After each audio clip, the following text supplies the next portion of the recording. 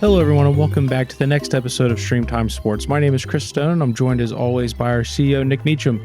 So, Nick, bit of a non-sports question for you here. I was walking my dog Murphy. For everyone that knows, 1 and 2 p.m., don't talk to me. That's my dog walking time in the afternoon of my lunch break.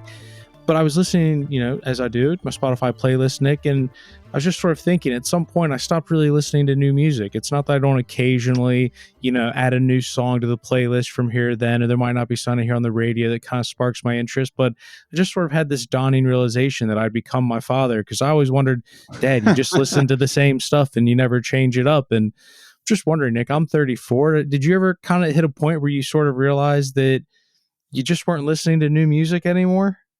Yeah, I had a bit of a revelation about that recently, maybe a couple of years ago. And there's a reason I was not listening to new music, a couple of reasons. One is because now whenever I'm driving the car, because where I live now, I have to drive the car a lot, and driving the kids around, I have made a playlist for them and they keep adding songs to it. Now it's got to the point where it's about 102 songs deep.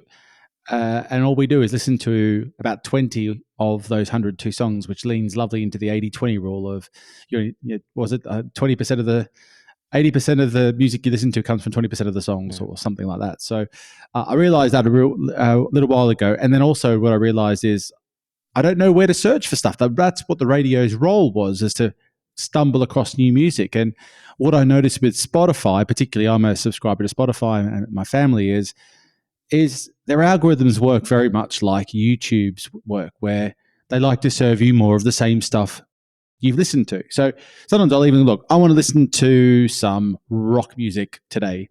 Well, the first 10 of the first 12 songs will be the exact same songs I've listened to repeatedly in their previous places. And I would love to just be able to stumble across some new stuff. So I am with you. I would love these big tech companies to stop playing it safe, or giving me the chance to exclude things easily. Like, give me the option without me having to look for it. Just keep serving me some new stuff so I can grow my repertoire.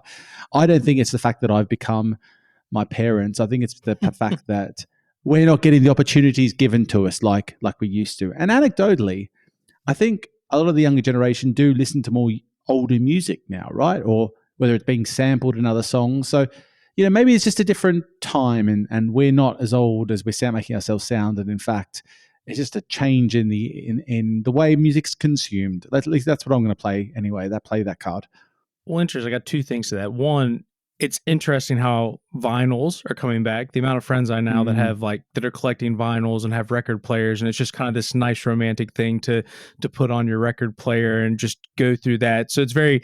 I saw some TikTok of some woman that's like, I'm not going to let you throw away my CDs. You made me throw away my cassettes, and I see how expensive cassettes are now. And she's like, you're not good. So it is interesting to see sometimes what becomes vintage and what becomes cool. Because I know my kids that I coach university football, they would have no idea what a CD player is, but it is interesting to see how that comes back around. But the other side, the discovering new music piece, come to think about it, I used to always find my new music playing FIFA. And I don't know if anyone has ever played FIFA video games, but like FIFA before Spotify, they would come out with a soundtrack, 40 songs, and they're from all over the world. Some would be American songs, some of them be European songs, Latin American songs, and FIFA, the video game, used to have the best playlist. And that's how I used to discover new music. So yeah, maybe you're onto something there, Nick. The algorithms aren't allowing us out of our boxes. I'm all about blaming the algorithms. They're our best friend and our worst enemy. So yeah, give me an algorithm that gives me new stuff, and I will no doubt grow with it. So yeah, I definitely think it's a point of contention for me as well. I definitely want to embrace new music, even if it's new versions of older music. So music that aligns with the stuff I used to listen to. That's fine. Just not giving me the same music I used to listen to. But anyway, Spotify. Anyone listening to Spotify, sort it out, please. Thank you. Yes, absolutely. So, Nick, we're going to start off lots of streaming news in the last few days since we have, last spoken, had a podcast together. I'm going to start slightly on a it is streaming because it is YouTube and it is NFL Sunday Ticket, but I'm going to start on the part that I want to be selfish about. I sent you a tweet about it. I have said for the longest time in the sports industry to anyone that can do it, if you want to take my money, build me a streaming platform where I can upload my fantasy rosters and have some sort of highlight package or viewing package that aligns with my team in real time. And from what I've seen, it looks like as part of NFL Sunday Ticket, YouTube is going to have some functionality around that, Nick. Now, we're going to talk about some of the other issues that people are talking about with NFL Sunday Ticket. But for me, Nick, I just want to shout out the thing that I've been begging for, been asking for. It seems like someone's going to be really close to delivering it. About time, right? I mean, the growth of fantasy sports it's still growing. It's not sitting flatline, right? I think that also when you think about daily fantasy and betting, it seems to be fueling this machine that just keeps growing and growing and growing in interest. And I turned on the TV yesterday on my ESPN Caribbean channel, and there's a fantasy football marathon on ESPN or ESPN2 where they're just drafting a team with all the regular football pundits, mix of fantasy experts and NFL experts, and they're watching hours and hours of people just talking about and drafting their own team. It shows it's in a really good place. So the way that this is going to keep growing is, to your point, like I think one of the bones of contention I have with the industry and the way sports fandom's evolving is it used to be all about following a club and being passionate about that club or team, and then it's evolved a lot into maybe supporting players and becoming passionate about people who maybe align with your personality type and who maybe are a role model to you. And now fantasy just completely changes that dynamic altogether, right? Year on year, you could be following and supporting completely different individuals based on if they're in your requisite fantasy sports lineups. And the need to serve that is really has been missing. So I think it's well overdue, and I think it could just be the beginning of, think of all the other services that like the Premier League could be offering, which is one of the biggest global fantasy sports platforms, alongside the NFL and the like, to be able to have a platform that really is properly dedicated to fantasy sports. So I think it could be an absolute game changer and transform the way the sport is consumed on those days, rather than at the moment everyone's trying to get a phone here, jump on a different screen here, look around trying to find their ways to the information they need to make sure they're on top of things. It's all very bit clunky, and why not super serve them? Well, that means I either need YouTube TV to come over to the UK so I can adapt that, or I need DAZN to come up with their own version of it so that I can do it via NFL Game Pass. Whatever it is, the fact that it's available, it might even annoy me, Nick, that it's available and I can't even access it might be the worst part. Looking at that, almost window shopping, I can see it, but I just can't quite get to it. So I'm going to ask that one of those two things happen at least in the next 12 months if this is a successful rollout as a piece of tech. Well, the only other extension to this is we've talked about it a lot as to our wish list, and that is the ability to create bespoke highlights for yourself based on your fantasy play, not just the live experience and the near live, which is I think what you're referring to and what YouTube's going to offer, but also the wake up the next day was your suggestion, right? And have it all just sitting in your inbox. That stuff is coming too. I've heard a lot of examples of that sort of thing happening, where it's going to put more power in the hands of the consumer rather than leaving it to the big platforms, the big sports. And hopefully you'll be able to do all those types of things in the next 12 months or so is what I'm hearing. Can't wait. But the reason we are talking about the NFL today, Nick, is there's quite a bit of uproar in the football community, American football community, as the new pricing was released for NFL Sunday Ticket. NFL Sunday Ticket recently just acquired by YouTube as part of the YouTube TV package, although you can get it without a subscription to YouTube TV. But I think some people were thrown through a curveball as it's being shown price-wise on Apple TV as $680 annually without Red Zone, or $720 with the price of Red Zone included in.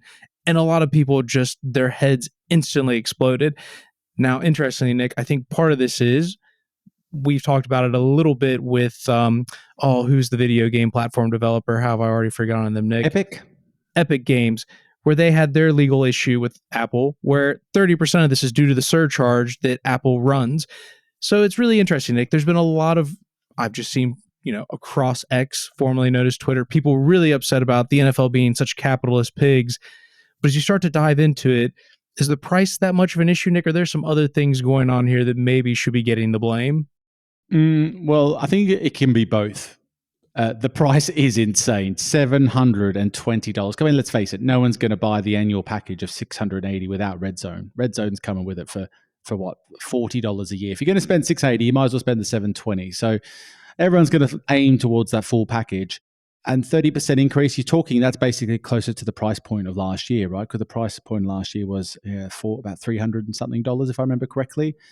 I think it's absolutely mad that that's what they're charging. But this 30% surcharge, I think it's almost a bit of a strategy that I think the way you can get around this as a consumer is you can subscribe to these types of services perhaps through other means. Epic, for example, was pushing people to a website and getting people to pay there.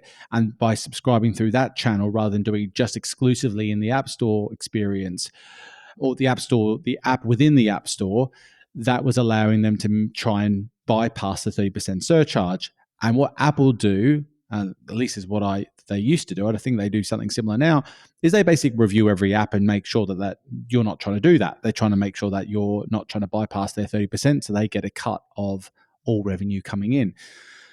So that price point, you're seeing more and more big companies trying to play that game. Now, remember, this NFL Sunday Ticket price, that's via YouTube. It's not NFL. So a lot of people pointing the finger at the NFL. I mean, the NFL has to play a role a little bit. They'd be aware, definitely, or at least aware of the price point, but ultimately the rights are being bought by someone else and they get to determine the price point they want to charge it with. It's got their name on it, but really it is YouTube making those decisions. So I think this is part of a bigger question, a challenge, a problem that the big tech companies are facing with each other a little bit about who's getting what piece of the pie.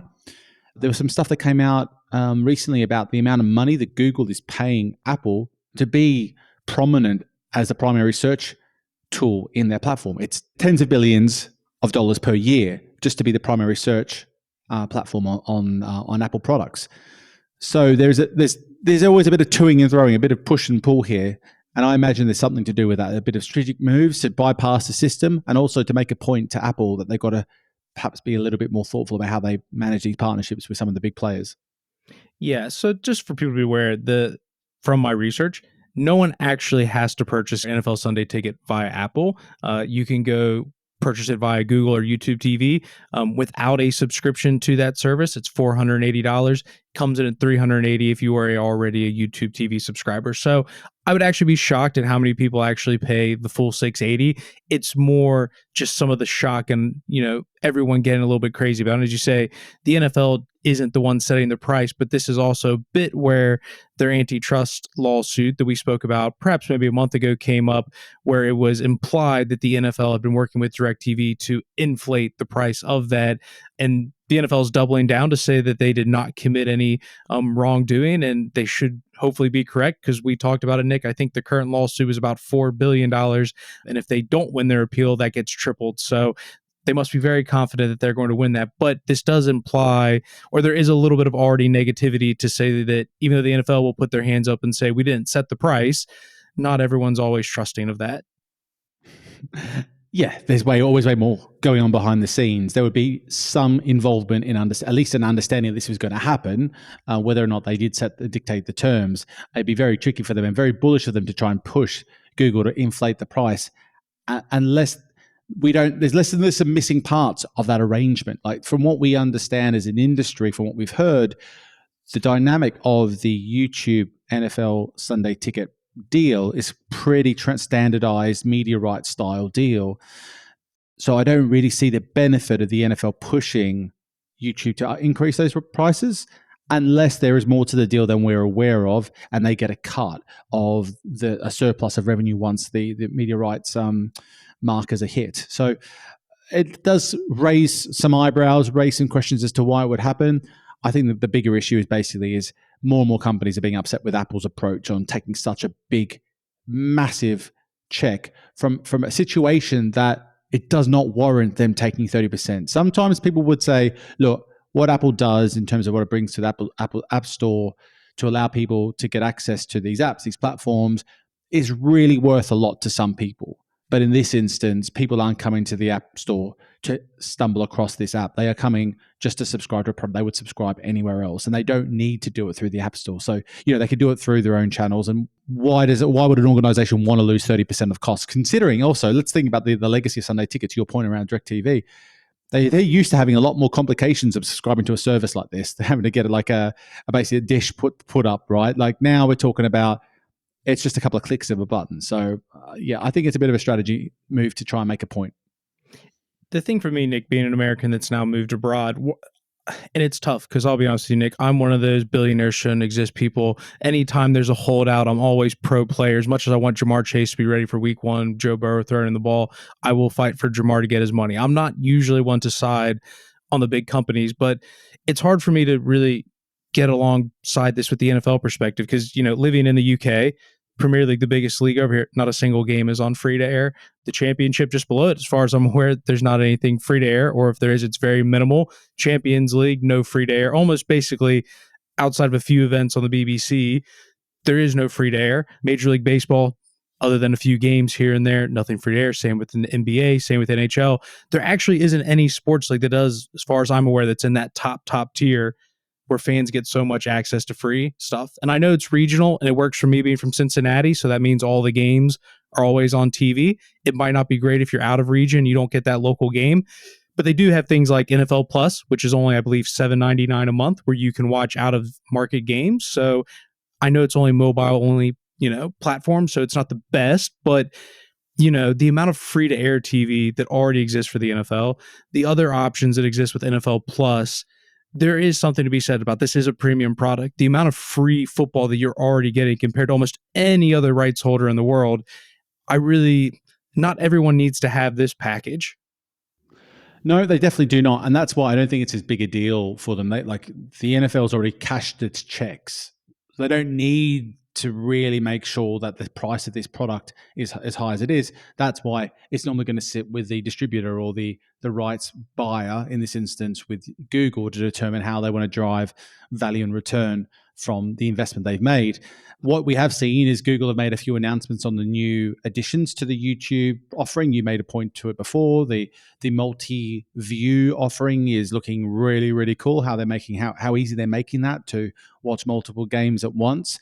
So your point about the premium product, about it's not just the access of games anymore. What streaming enables is to have more of an innovative and immersive experience, which sometimes can just sound a bit lost, but because of the breadth and depth of what the Sunday time slot has in terms of in the NFL, you need more to it. And Google is bringing that to the table now that they've got a year under their belt. So it is definitely the premium product in the entire world in terms of price point. I don't think of any services that I can think of that are annual subscriptions to a single sport that are anywhere near the price point before we even go with the inflated 30% increase.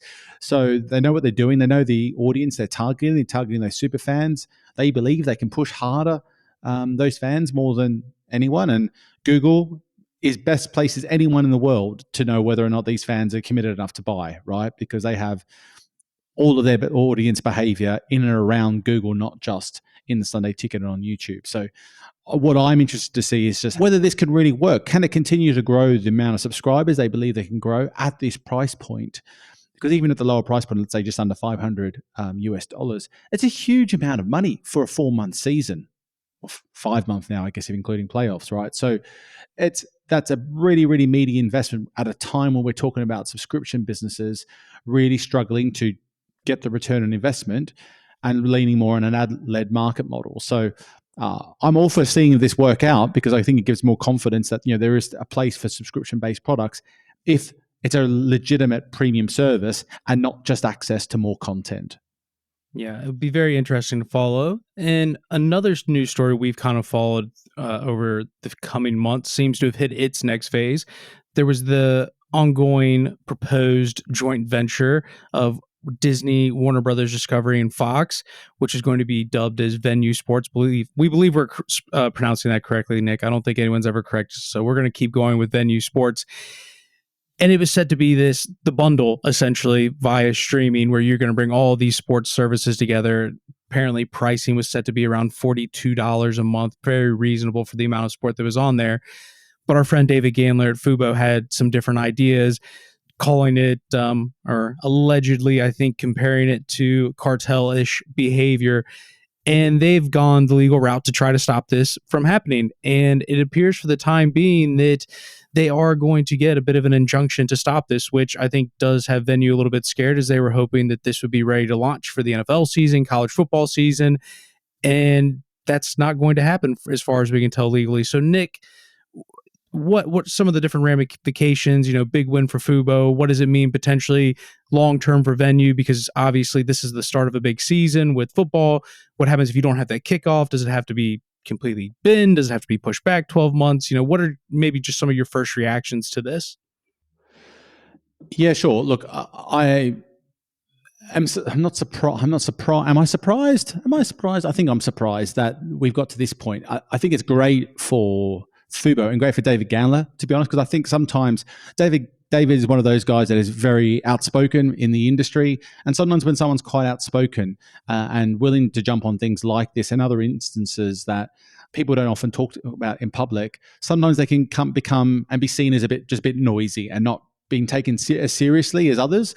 But for this, I think it's great validation for what his message has been, that the courts are backing that up. Now, irrespective of whether it goes through or not, it shows that there was some serious legitimacy in the case they're presenting, and it's being reviewed in the courts. So it's certainly not ideal for Warner Brothers Discovery, Fox, and Disney, but I don't think it's the end of the world.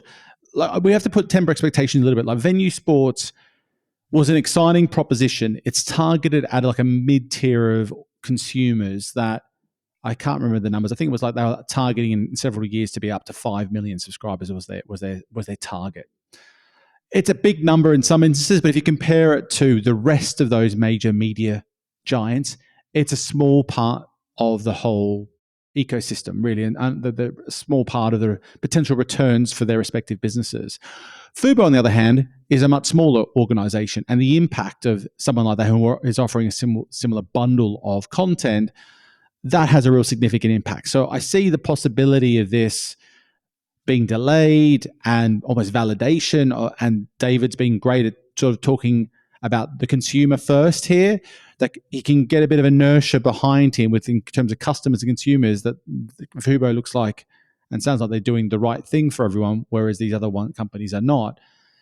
So I think that it's a really smart play by Fubo, and I was a bit skeptical about how it would work, but it seems to have been the right move for them from a marketability perspective, as well as it seems they've got a legitimate case. And if it works out for Fubo and they're able to get better rates on some of their deals, which is one of the main reasons I think they're actually pushing this, is just to get a better deal on some of the channels they hold, then they'll become more profitable. And that's ultimately what their goal is now. They're moving towards that. We've seen the reaction from the stock market. They have had a huge increase in value since the announcement of that deal. They took a bit of a hit at the start of the year, but that has now really bounced back since then. So the market's liking it. Consumers are happy to see that the big guys are getting tackled. Fubo must be pretty thrilled that it's being taken seriously and it's being looked at. I just think if Venu Sports gets delayed, it's not the end of the world for these guys, because it is such a small part of the pie. It's not the be all and end all. If this product doesn't launch in the fall of 2024 as planned, they'll be okay. Yeah, and just to summarize for anyone that hasn't necessarily been following the story, and this maybe is the first time you've come across it, Nick, you correct me if I'm wrong, essentially with the joint venture of Disney, Warner Brothers, and Fox, the fear for Fubo was if those three seemingly previously rivals in terms of trying to fight for eyeballs, if they joined together in some sort of venture like this, it would make them unwilling, or would it make it necessary for them to work with a third party like Fubo, therefore making it much more difficult for Fubo to operate? Would you say it's an accurate sort of summary at a base level? Yeah, I mean, that's part of it. The other parts that were raised, I have to remember now. I've been on a few weeks holiday, so I'm a bit sketchy on my memory at the moment. But part of it was the actual thing I think that's really up for contention is the fact that, yes, they're bidding for consumers, but they're also bidding for rights a lot. So they're competing against each other for rights acquisition. So that becomes tricky. They are Fubo suggesting, I believe, and because it's a legal thing, I don't want to get the wording wrong, but something along the lines of the antitrust component of this is that they are inflating the prices that Fubo are being asked to pay for those channels to be on the platforms. So they're making it more difficult for Fubo to build a viable product. Yet the law in the US states that should not be the case. They can't charge an inflated price to one person. It needs to be charged in a similar vein to anyone who's looking for that sort of distribution style of deal. Now, there's still lots of negotiation to be had, but that's clearly one of the main sticking points. I think when I spoke to David, that's one of the areas they want to make sure that basically they just have a fair game. They have a fair chance of success, get fair access to the content that they're willing to pay for, rather than having to pay heavily inflated premiums to get their content on the platform. What we saw with someone like Fubo is a result of that inflation. They were paying more for the ability to have those channels on the platform than people were paying to subscribe to those platforms, and hence losing money on every subscription. And that's obviously was never viable. And the goal was obviously for those numbers to come down. And that's one of the things that I think they're really focused on. So a bit of that anti-competitive behavior of they're working together to perhaps set some of the pricing and inflating it against Fubo, as well as whether or not this product is right for them to be owning it, because they are the channels and basically coming together to distribute this all together in one big package. I don't know enough about the legalities in the market, but from what I've heard from people, it is in the right realms of being something that needs to be questioned. In related news that's also slightly unrelated news, but we'll just bring it up because it has recently been added to the news wire here at Sports Pro Media, is that Fubo chairman is now looking to perhaps disrupt some of the ongoing another merger essentially between Paramount Global and Skydance, which be two giant media businesses coming together. But now that's looking like that could potentially be thrown out depending on if Fubo's chairman gets his way. So Nick, Paramount Plus is another one of the streamers, very interesting in terms of some of the rights that they've acquired in the US, looking at it expanding more internationally. What do you make of this news? Well, I think it's just it just shows what's going on in the media industry now. It's a lot of aggregation, mergers, and acquisitions happening in the market. Everyone trying to readjust themselves to a marketplace that doesn't value media businesses in the same way they did 10 years ago. The guy leading the chairman, Edgar Bronfman Jr., has been the former CEO of Warner Music Group, and he's played some pretty major roles across the industry. He's been the chairman of Fubo TV, and it's just interesting because there's no mention of Fubo in the conversation about potentially this acquisition. Now, let's bear in mind that the Skydance acquisition is marketed as a significantly higher investment, but the terms seem to be that they're not too dissimilar in terms of what the actual shareholders might be getting, because the Skydance deal includes a dilution of share value for those that would be remaining as shareholders. I think it's just yet another example of what you're going to continue to see in the media world, and is that continue to see more mergers to help bring down costs, help run a more efficient and more effective businesses in this space, and to help aid things like this fragmented environment we're living in today. I just think generally that the Paramount has been up on the market for quite a while, and I just think it's a bit bizarre how they've really thrown the kitchen sink at marketing. They've been sponsoring football teams. They've been sponsoring F1. Not typical moves from a streaming world, especially since they don't have any F1 rights to broadcast, but they're there front and center on a lot of the requisite boards at the racetrack and on different marketing. So I'm really curious as to how that would have helped, say, their bottom line to make them look financially more enticing for someone to acquire. But one thing's for sure, we're going to continue to see more mergers in this space. I do think whatever happens with Paramount, you could easily see a Fubo being mopped up in a deal like that for a good chunk of money, because that's ultimately the end game, I'd say, for someone like Fubo. It's not to just keep growing and growing. They'll always be looking for that exit at some stage, I'd imagine. Well, it's interesting. You mentioned there, I guess you could call it guerrilla marketing tactics, where Paramount Plus tried to sponsor Chelsea for their front of jersey sponsor, and the Premier League said no out of, I don't think they ever came out and said it, but it was pretty strongly implied due to their relationships with, the Comcast, whether it's Sky in the UK or NBC in the US. They basically shot it down, and very interesting. So that certainly we'll see where that story plays out, but it was a very interesting story when it came out at the time. Yeah, big time. I haven't seen. I always look at the streaming world, and I do wonder about the way it approaches marketing. I feel like I actually really like the fact that Paramount took a little bit of a punt to try and build the brand. They've got a lot of interesting assets globally. They brought networks in different markets. They've got an international offering. Where was I flying? I think I was flying on British Airways, and you could subscribe on British Airways platform, like in flight, which I found absolutely bizarre. But they're trying to hit you in different ways that are a bit unique, because the marketplace is so congested. And I really like that. I really like that they're trying to find a different way through, because otherwise it is really competitive. But I've not been impressed with the marketing efforts from some of the major platforms. It always just revolves around price and content. And I just think there's something missing in a lot of that in that marketplace. I'd love to see a bit more innovation in marketing. And I do give some plaudits to those that are trying to do things that are outside the square, like Paramount were.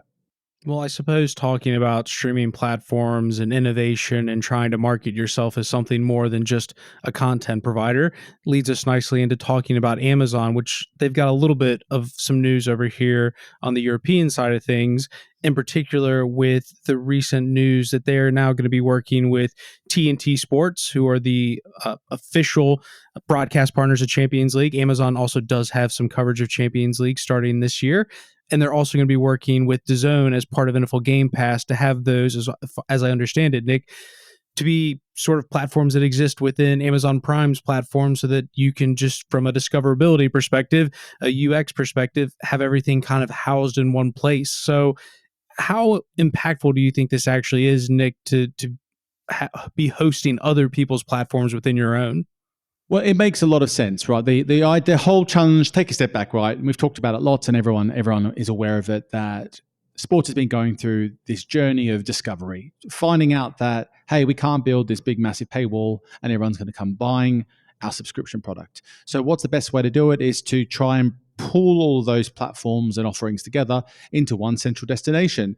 So this whole idea of aggregation is exciting. It's happening. You've got what YouTube's doing with Prime Time. You've got what Amazon's doing with Prime Video and becoming a distribution source. You've got what Sky's doing in the UK. They're doing similar. You've even got what DAZN is trying to do with some of its commercial partnerships with sports.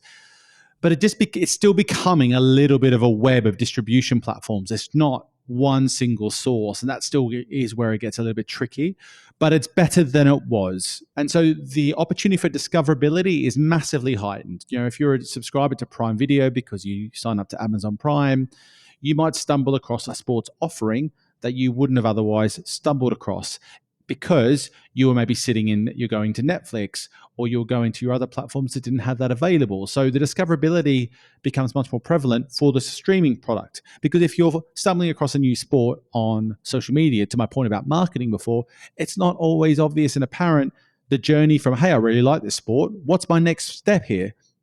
How do I get to the single sports subscription product if I really love what the content I'm getting served on social? So that's where this distribution thing is so important. And Amazon have put their money where their mouth is, so to speak, in terms of doing a whole host of deals for distribution. Rewind the clock back, when BT Sport came to the UK, they mopped up the Champions League rights out of nowhere, took the whole industry by surprise, and tried to put their flag in the ground and created huge competitive tension between Sky and themselves. What they ended up finding was that competitive tension meant a massively inflated rights deals, and both of them were losing out. And they ended up coming together in some sort of kumbaya moment where they said, you know what, let's stop fighting with each other. You take some rights, we'll take some others, and we'll distribute our content across each other's respective distribution channels. And that dynamic is basically what we're seeing a little bit of here. The big tech companies are saying, look, buying lots and lots of media rights does not pay the bills. We're still willing to take a few bets on the real premium products. If you think about YouTube with Sunday Ticket, you think about Amazon with the NBA and the Champions League in Europe. But other than that, we'll distribute everything else that's non-essential, that's non-needle moving. It's my favorite term, needle moving, right? Like, that's where we're going to keep investing. And so they share the plaudits. It's a bit like social media's rolling, the influencer creator world. We'll help you get access to the biggest audience possible. We'll help you get access and ability to monetize through our means or through advertising means, but we're not going to pay you anything for that opportunity. And so it's sort of sitting as a hybrid of the two. And I think it's good for discoverability. I still have yet to see any proof of concepts and cases where it's been an out-and-out success, and that's going to come in the next renewal cycle, no doubt. So yeah, we'll have to wait and see what happens here. I think it's generally good, but I still think the jury's out whether it's a great win for everyone involved. Well, what I'm going to find interesting, and I'm going to speak about it specifically from a connected TV perspective, ignore mobile devices or anything like that. I don't find Amazon Prime's user experience to be great on my connected TV. And I'll be honest with you, the streaming on NFL Game Pass is great, but the actual user experience on the connected TV platform is not great. So I'm be really curious what happens when you take two platforms that, I'll be honest, I don't particularly enjoy using on my connected TV. What happens when they sit together? Now, I appreciate like they'll be totally separate, but like I'm not overly optimistic when I don't really enjoy either experience. Well, that is actually a great point, and I think we should spend some time just talking about that briefly. Like that is the trickiest part of all this: is how these organizations all come together, these platforms all come together. You know, in some instances, and I'm again leaning to the memory banks here, but some instances you're going to find circumstances where the platform they are partnering with will create an environment in their own platform. So let's say the example we're talking about, let's say the NBA does it, let's say the MLB does a deal with Amazon in Europe, and then a decision will be to made is how that experience is served. So they will have to agree what that looks like. Now, Amazon might say, look, we will just ingest your content into a out of the box experience to ensure it works really well. It's not overly complicated for a user. It's the same experience in other parts of the platform. We'll just ingest your content, put the top and tail it like it's an MLB special experience, but basically it's just another page in our offering.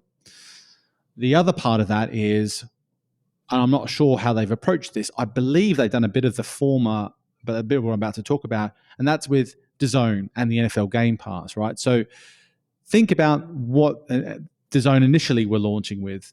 There was the NFL Game Pass International product, standalone, created by Overtime, which was a joint venture between Delta Tray and Two Circles.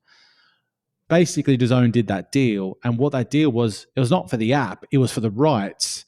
So that is they had to create, basically reinvent and create a whole new experience and destination within the within the DAZN experience to serve fans like that. It's not a standalone app, right? It's all within the DAZN experience. And that's where it gets tricky, because you're adding all this complexity to a platform that's already got a lot of pressure on it to deliver, or what it's trying to deliver. Then you're talking about, now what we're talking about here is the NFL Game Pass is now being served in Amazon's Prime Video experience. Now, is that through the DAZN channel? So you're going like 3 steps through? I'm not sure, but it gets really, really tricky, and it is more complicated than I think most people would probably appreciate, to your point. So sometimes it might be they're having to build a platform basically from scratch within a platform itself, versus like it ain't just plugging a cord in the back of the computer into another computer and say, all right, we're job's done. Let's get to work. And then you've got the challenge of, say, if someone's subscribing to the platform out of Prime, will they get access to it within Prime? That was one of the things that YouTube Primetime talked about, was the fact that they're going to make it, when you sign up to Primetime channels, that subscription works across the owned and operated platform as well as their own platform. I don't believe that to be the case with Prime, where I think it was Warner Brothers, the Discovery Plus offering has to be subscribed through the Prime Video experience. So I hope I'm making sense here, but basically it's still really tricky for the consumer. It's still tricky for the commercials here. And then you've got all the complexity of what type of deal they're actually working on. What's minimum guarantees? What's just a rev share? That stuff we're not as privy to, but it's still very murky, very messy. I think that we'll get to a point in a few years where it's going to be really good for consumers, where it's going to be easy to access. But I don't think we're quite there yet with the current way Amazon and these other big tech companies are approaching it just yet. I'll be honest, I'm not going to hold my breath, Nick. I'll just, I'll get by. Like I said, the streaming, great. Once I get the Bengals game up, it's fine. But it could use a little bit of work. I'll when we're in Madrid, I will corner some engineers from DAZN, and I'll just give them my list of things. But Nick, one last story we're going to just talk about briefly. This will be the third time in this episode alone, Nick, we've talked about lawsuits. I swear this must be a record on the amount of times we've had to talk about lawsuits. But just an interesting story. Again, something similar to Venu, where it's been followed for a little bit and it seems to be reaching the next stage, is a bit of an ongoing saga between the Bundesliga and DAZN, where DAZN is now looking to dispute the Bundesliga's decision on their broadcast partners for the upcoming season. So maybe Nick, you could just provide a little bit of background, sort of how we've got to this point and what we're kind of looking at now. Sure. So historically, the Bundesliga's sport media rights have been really largely owned by two organizations, that's Sky Deutschland and DAZN. Now, in the latest cycle, DAZN have reportedly bid as much as 300 million more than Sky Deutschland for the bulk of the rights that were available through this next cycle, yet they lost the tender. And so basically DAZN has launched a legal action against them because of that fact. They believe that it wasn't fair, that they've bid so much money and they haven't won those rights. And then there's a lot of speculation as to why that might be the case. The speculation on the fact that the Bundesliga wasn't happy with the way in which DAZN had gone around paying some of its outstanding bills for basically its rights fees. There's a lot of speculation, and I don't think there's some interesting lines that come out of it, about it, right? Like, so DAZN owns the Bundesliga rights in other markets, and the Bundesliga saying it's having no impact in the way we're talking to them as partners outside of these markets. But I can tell you from things I've heard that it's peed off a lot of people, this situation. People at DAZN no doubt are happy. And think about it even from the Bundesliga's perspective and all the different stakeholders. Could you imagine, like, what we reflect on what we talked about with Ligue 1 and about the fact they had to take such a haircut on the revenue that was going to be generated from their media rights? Now, I am sure at this time in the industry, the notion of the possibility of 300 extra million euros being distributed to the clubs is something that every club is very excited about. But there's speculation in the same way, I'm speculating in the same way that we see Sky Sports in the UK dominate the market so well because of all the extra depth in of audience they have available to them, all these pay TV subscribers who buy Sky Deutschland already, that there is more to it than just that payment issue that they're referring to. So we have to wait and see what happens here. I think this is another thing to follow in these media rights environments are getting really, really tricky. Normally, you would never hear of these sorts of legal issues because it would just go to the highest bidder, and the deals were very straightforward. I'm very curious to see what happens and whether DAZN can get a deal out. The language has changed lately. So the language has changed into, we need to find a deal that works for all parties, whereas before it was they've lost the bid and they're not happy about it, and Bundesliga wants to go in a different direction. So I'm very curious to see what happens to this one. It's a huge amount of money difference between these two organizations. Sky Deutschland does bring a whole lot to the table that DAZN can't in terms of reach and scale and existing subscriber base. So I'm fascinated to see what happens with this situation. And I'll go ahead and mention our fourth lawsuit of the day. But again, I don't want to say apples to apples, but similar vibes of what we're hearing with the TNT Sports situation. TNT Sports as in TNT over in America, part of Warner Brothers, not TNT Discovery, and what they're going on with the NBA. So as you say, Nick, I think there's going to be some interesting legal cases over the coming months. It'll be really interesting to hear how the different courts decide these decisions. And again, it also goes to show, we've talked about before, that sometimes streaming's a priority over linear TV or vice versa, and sort of what they're choosing and picking. And I think it just goes to show, we've talked about before, there is no cookie cutter model for people to follow, and everyone's going to have a different decision as to what they think is best. Yeah, almost every country I can think of, every major market, there's been legal battles of late, and legal battles on massive media rights issues. I think that's only going to continue to play out until the market resets itself completely. Awesome. Well, everyone, thank you for joining us for another episode of Stream Time Sports. We hope you enjoyed it, and we will catch you next week. Thanks, everyone. Now, before you go, if you liked what you heard today, be sure to rate and review and just let me know what you think on social. You can find me on most social platforms as SportsPro Nick. And please do spread the word of the podcast. There's no better way of marketing than word of mouth, whether that be in person or on social media. And if you don't like what you've heard, or you think we should be doing more or less of something, then reach out and let me know, as I'd love to hear from you. Thanks, Stream Timers. Until next time.